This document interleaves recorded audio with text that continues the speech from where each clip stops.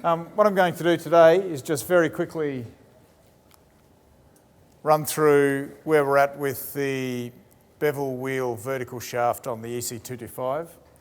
So I'll recap the problem, so what was the cause of the issue, then go through and describe how we managed the problem in the interim period, what safety measures we put in place. Most of you should be familiar with those two topics. And then most importantly for today, I'll describe how we're solving the problem. And we've got some examples of the old and the new shaft here through the redesign. Feel free to come up as I'm talking or afterwards to have a look at those. Then we'll talk a little bit about the retrofit program, and I'm happy to take questions at any time as we go through the presentation. So you don't need to wait till the end. If you've got a question, please ask.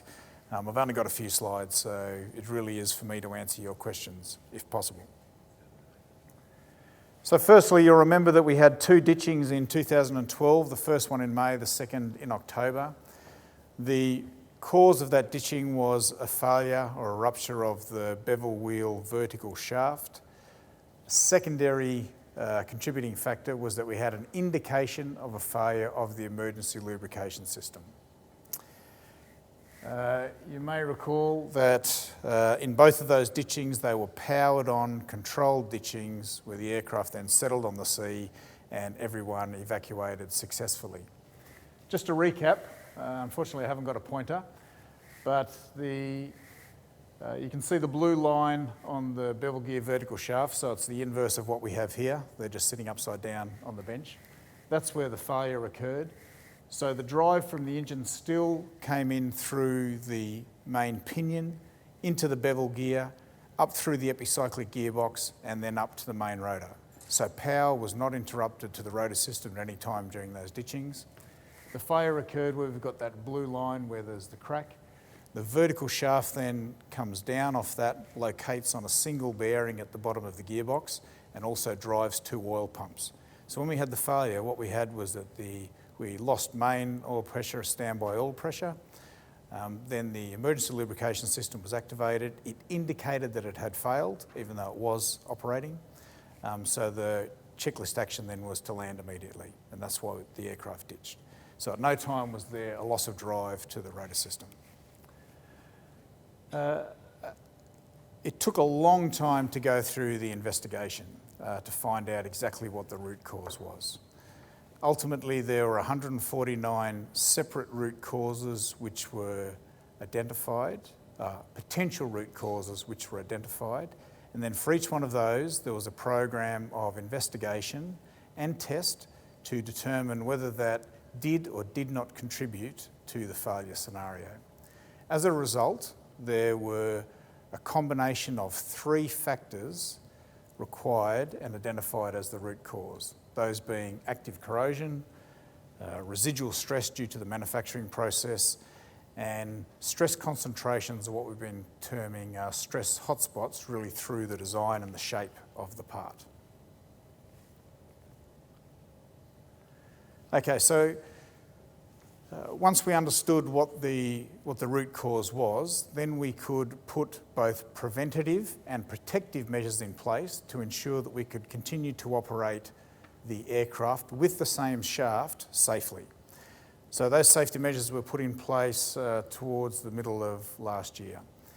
So addressing the different root causes, with the active corrosion, that was really caused by moisture being trapped on the surface of the shaft, which then lowered the fatigue strength of the shaft when the shaft was under stress and when the shaft was at an elevated temperature, so an operating temperature. So to prevent that moisture being trapped, the first thing we did as a safety measure was to manually clean the inside of the shaft. There was a residue build-up on the shaft which actually trapped the moisture. And also there was a new oil jet introduced which sprayed oil onto the inside of the shaft, and therefore as the shaft rotates, particularly during startup and shutdown, it would spray on that area and clean the area through a direct oil spray. On the residual stress, of course, as part of the manufacturing process, there was nothing that we could do if we were going to operate with the same shaft. And for the stress concentration factors, for the first ditching, the moisture was trapped in a hole at the end of the weld, these two parts are welded together with an electron beam welding process. There's a hole drilled to remove the impurities at the end of the weld. In that hole, there was, on the ditched aircraft, a manufacturing defect, which, when there's a plug placed into the weld, created a void, and in that void, moisture was trapped. Once against that moisture against the parent material, lowered the fatigue strength, initiated a crack. There was also, by design, a difference between the angle on the chamfer of the hole and the angle on the head of the plug. That created another void. And so all of those parts with either a suspect manufacturing defect, or which could have been subject to the manufacturing defect, so those which were manufactured with the same tool as the ditched aircraft, or those which had the difference in angle between the shaft and the plug, they were all removed from service. So they were the preventative measures which were put in place to prevent a crack from occurring. But because some of the shafts had already operated in service, we also needed to put some protective measures in place just in case a crack had already initiated but was undetected. And so if that crack did grow, that we could catch it and we wouldn't have a catastrophic outcome. So to do that, we implemented two measures. The first one being a non-destructive inspection technique, which is the ultrasonic technique. And every 8 hours, the aircraft are inspected to make sure that we've got two opportunities to catch the crack from a detectable length, which we were saying was 5 millimetres, through to the critical length on the shaft. We also implemented monitoring of one of the HUMS measures in flight and alerting the system status to the aircrew in flight. That's the Mod 45. With that, what it does is it detects the vibration level in the shaft. So we're already doing that after each flight anyway. But now we gave the live status to the aircrew. And so that was implemented on across all of the aircraft. In parallel to that, there was an investigation conducted into the emergency lubrication system. It was discovered that there was a wiring fault which caused the indication problem. That wiring fault was corrected. The investigation went further than that into the entire performance of the emergency lubrication system. And as a result, there were many different changes, modifications to the pumps, modifications to the control logic, to the PCB card, and also to the maintenance regime to make sure that that emergency lubrication system is much more reliable. So that's what we did in the past to manage the problem whilst we had to continue to operate with the same shaft. As a result of that, all of the operators around the world are now flying with their aircraft. 90%, 97% of the 225s around the world are flying. We've flown 40,000 flight hours since the return to service, and 30,000 of those flight hours in the oil and gas sector. Even though we've been doing this ultrasonic non-destructive inspection every 8 hours, there's been no cracks detected, and we have not had a Mod 45 exceed alarm in flight. So what all that means is, even though we're looking very hard for a crack, we haven't found any cracks other than the two which resulted in the two ditchings here in 2012. So that was what we did to manage the problem. Now we're solving the problem. So to solve the problem, we've redesigned the shaft, addressing those root causes which caused the original failure. So the first one, with active corrosion, what has been done is that the sides of the shaft, so I'll come over here. So you'll see here's the old and the new. You'll see that this finish on this shaft is a lot shinier than on here, and that is because the surface finish, or the roughness on the shaft, has been specified to a much higher tolerance, and that is both on the outside and on the inside. And what it does on the inside, it prevents then the ability for that the mud or the paste or the residue that we've been calling it from actually sticking to the shaft. And where that residue comes from, you'll notice on the, you may be able to see it there, on the inside of the shaft we've got these splines, and that's where the main module locates on the epicyclic module. And there is some wear on those splines and some fretting powder, and that then, combined with the impurities in the oil, then traps the moisture in that. And so that's what we needed to clean away during those initial safety measures. So on the new shaft, it's made which is this one here. It's made a lot more, the roughness has been improved to prevent that fretting paste from sticking to the surface of the shaft. Another thing that we did, you'll see that on this shaft we've got these little steps and cross sections. You'll see it in the diagram up here as well. There's a lot of little changes of section and little steps and ledges on the inside of the shaft, whereas on the new design, that all has been blended out. Once again, that was done to prevent the build-up of that, the mud or the paste or the fretting residue in that area. I mentioned for the first stitching, we had the moisture trapped in the hole in the plug, so that has been redesigned now, so there's no voids anywhere between the plug and the hole. And also importantly, you'll see on the old shaft we had the 2 lubrication holes where the oil was injected, which is sprayed into the shaft, so it's injected through this hole here, it's sprayed into the shaft, and then the oil flows through centrifugal force, flows up through the splines and then into the top of the gearbox.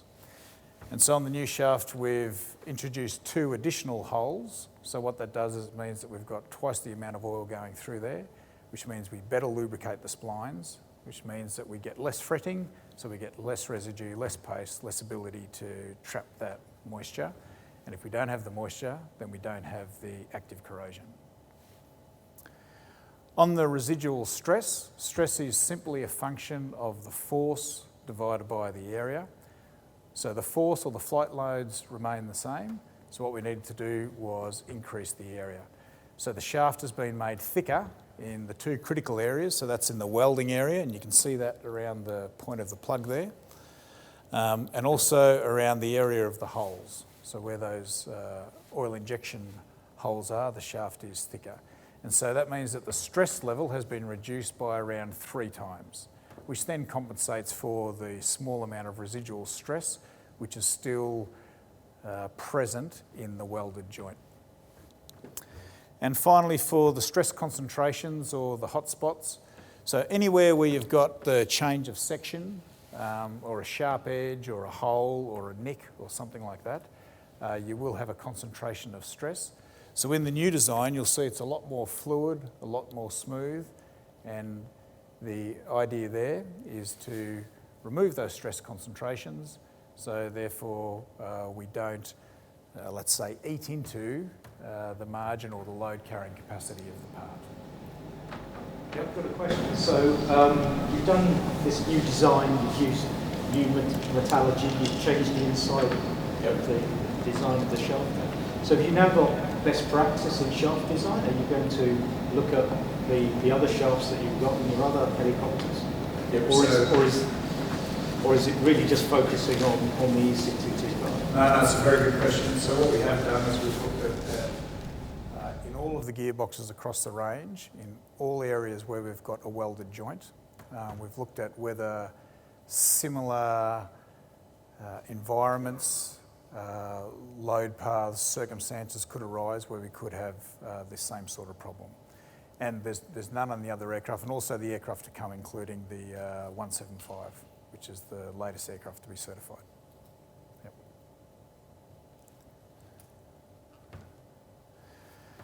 Okay, so when we start the retrofit to put the new shaft into the aircraft, one thing that we will be doing is removing the safety measures. So we'll no longer be doing the ultrasonic non-destructive inspection. We'll no longer be doing the 400-hour manual cleaning of the shaft, and we'll no longer be monitoring the Mod 45 in flight. The Mod 45 though, which is detecting the vibration level on this bevel gear, will still be monitored through the hum system in the same way that we monitor the condition or indicators of the condition on around another 50 components across the aircraft. So at the end of each flight or at the end of each return to base, the operator will download all of the data on all of those condition indicators, and there's about 300 of them, onto the ground station, and then they will be assessed before the aircraft is released for the next flight.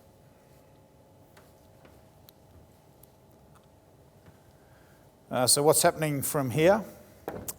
Shaft certification was granted by EASA last week on the 16th of April.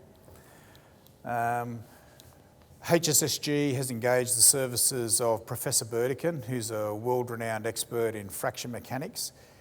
He did an assessment on behalf of HSSG regarding the safety measures, the root cause analysis and the safety measures. So he's also been engaged by HSSG again to look at the adequacy of the redesign and to make sure, from an independence perspective, over and above EASA, that our redesign does address the root causes and will solve the problem. So we're just about to start the exchange with him and provide him the substantiation documentation and things so he can make that assessment. The middle of this year, the new aircraft that are delivered from the factory in Marignane will have the gearboxes fitted with the new shafts. And also from the middle of this year, as gearboxes start to come up for their routine overhaul, which is every 2,000 hours, we'll be replacing those gearboxes with the new shaft.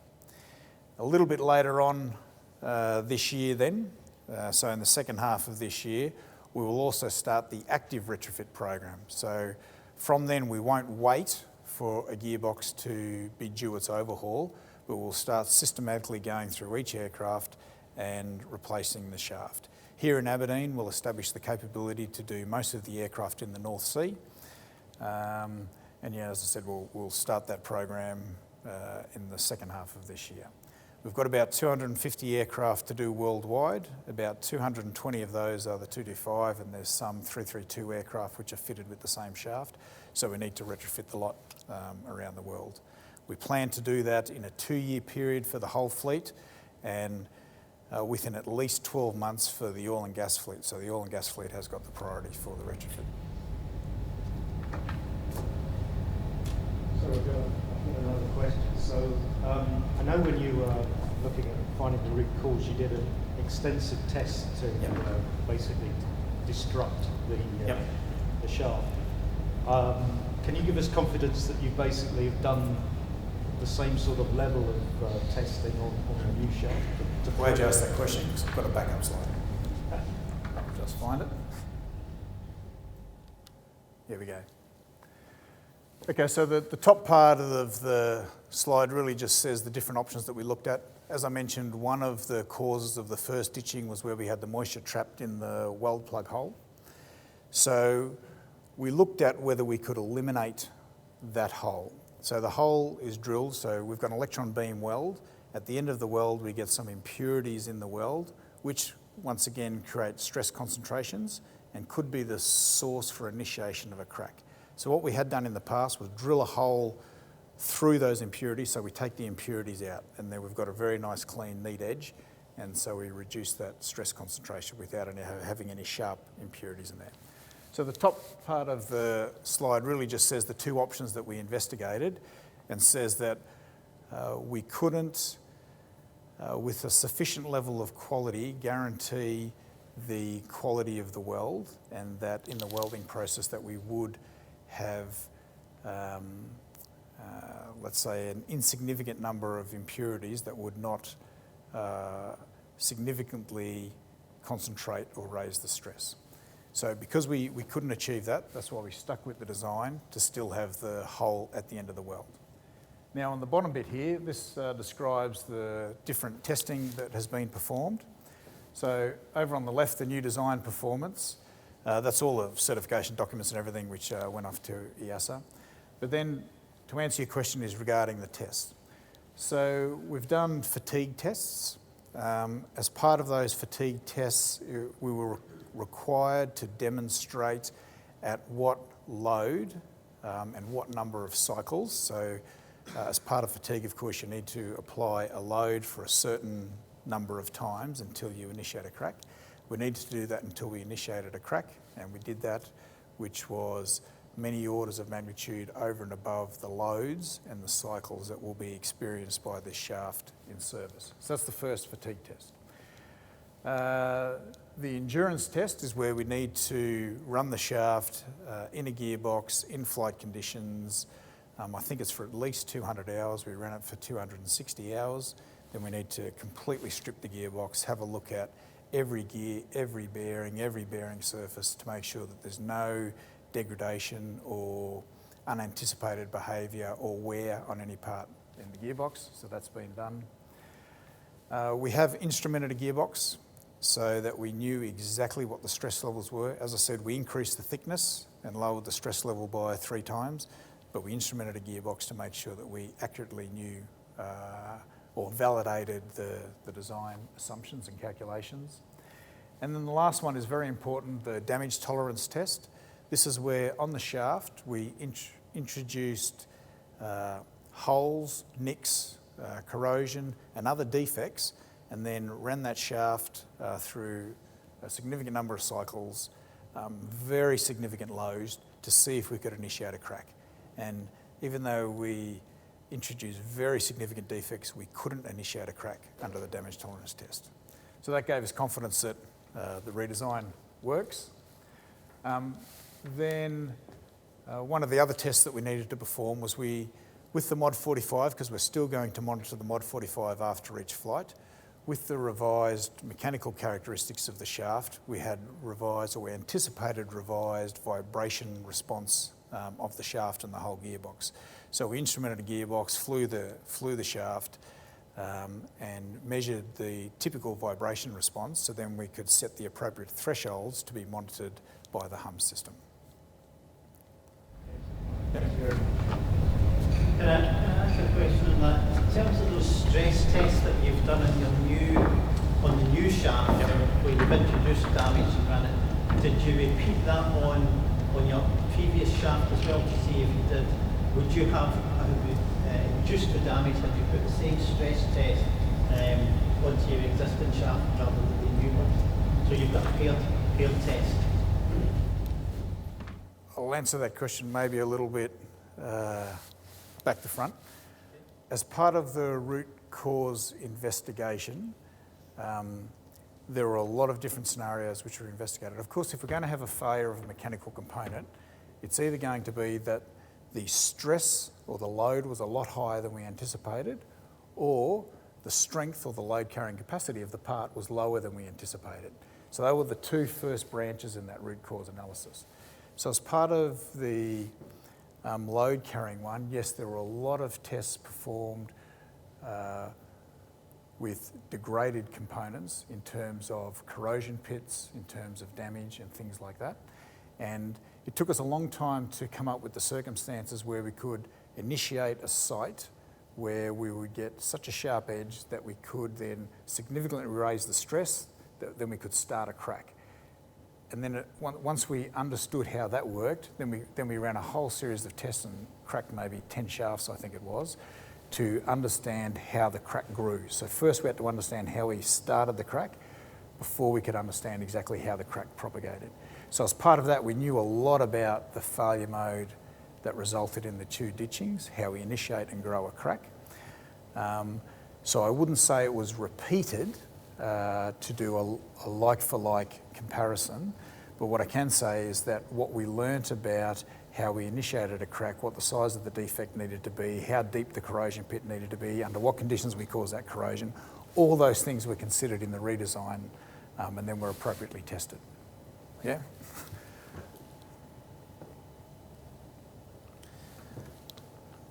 Let's go back to where we were. Oh, we did that one.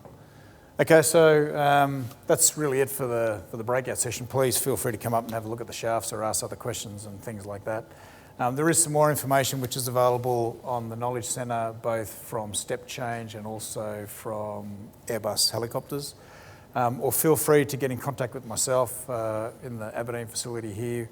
We're happy to help with any briefings, materials, slide materials, lend you the shafts and stuff for your own briefings and things like that. You know, that's no problem. But I think we had a question. Yep. Just a lot of focus has obviously been on the 2 ditchings, you know, yep. about the crack.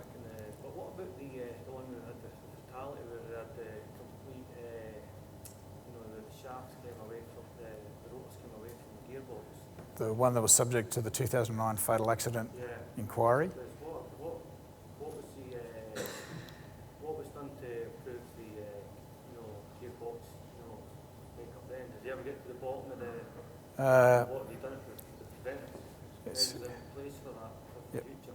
Yep, it's going to be a little bit difficult for me to answer that because we've just had the fatal accident investigation, and maybe I'll answer that question privately, but certainly not on camera. Yep.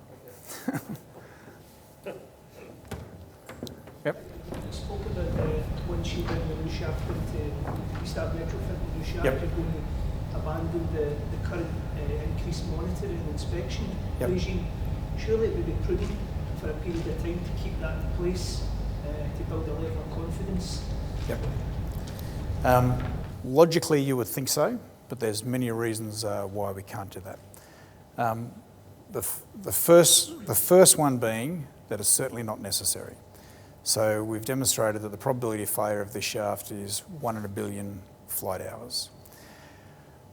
The safety measure, probably what that you're talking about, is the Mod 45, in particular, in the aircrew monitoring of the status of the Mod 45 and also the vibration level.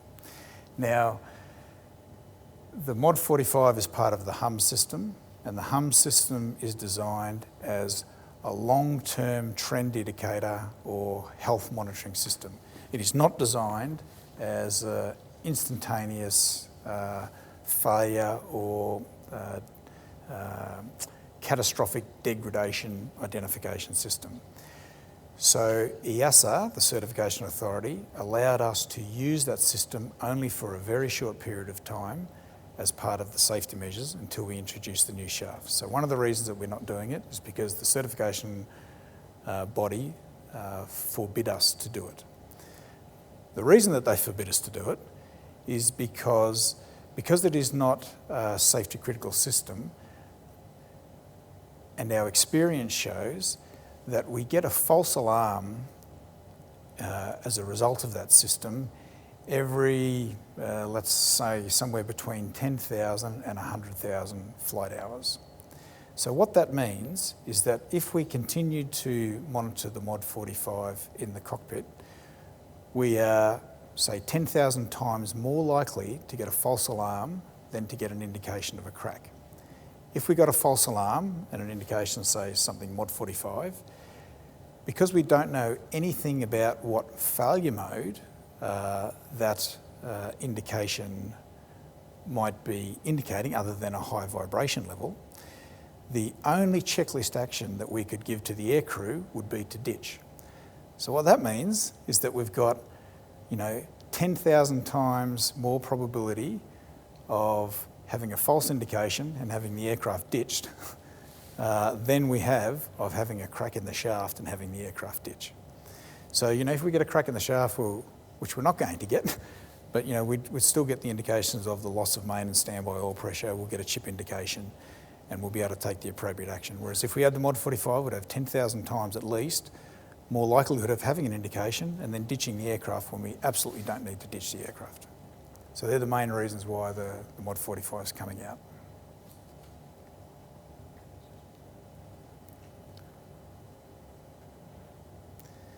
Okay, that's it. As I said, I'm happy to take questions one-on-one or later, but please feel free to come up and have a look at the shafts. And I'll put this one back up here so you can touch and feel the changes.